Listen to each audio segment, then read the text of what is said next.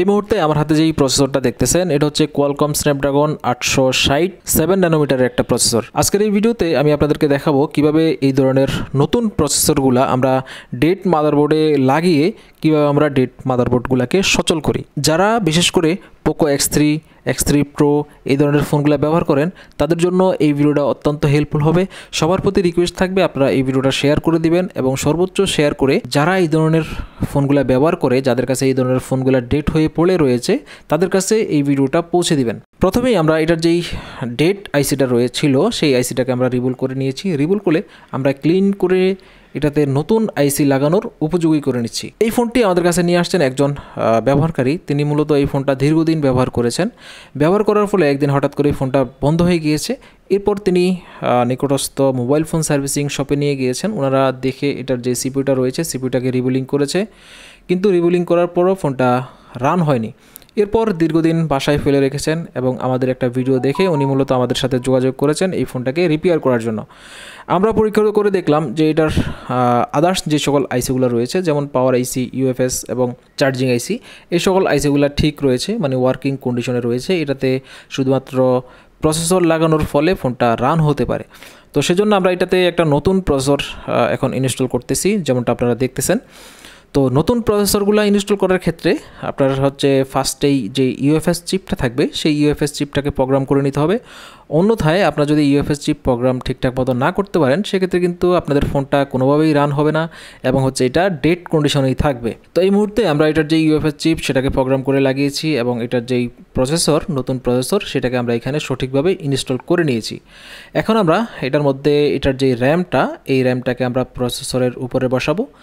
তো প্রসেসরের উপরে র্যাম বসানোর আগে অবশ্যই আপনাদের এটার বুট কনফিগ, এটার যে বুট সেন্স সেটা দেখতে হবে। যদি বুট সেন্সটা ঠিকঠাক মতো থাকে তাহলে বুঝবেন আপনাদের প্রসেসরটা মাদারবোর্ডে সঠিকভাবে ইনস্টল হয়ে গিয়েছে।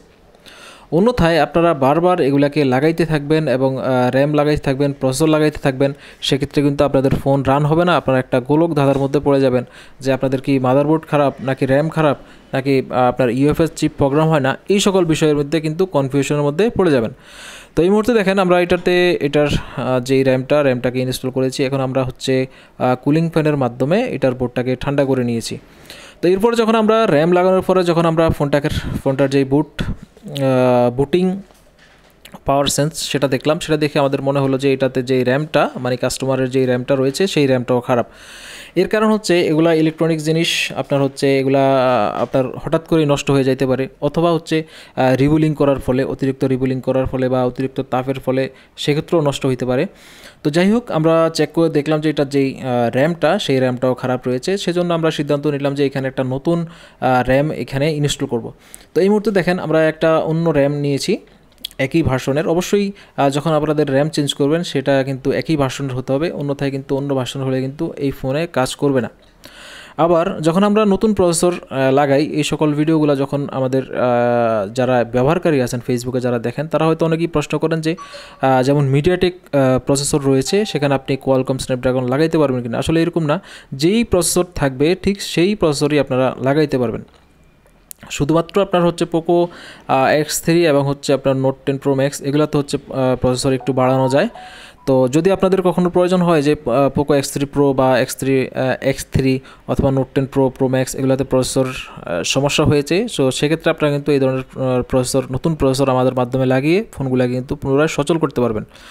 তো এই মুহূর্তে দেখেন আমরা এখানে নতুন একটা প্রসেসর লাগিয়েছি এবং হচ্ছে এখানে নতুন একটা র্যাম এখানে লাগিয়ে নিয়েছি।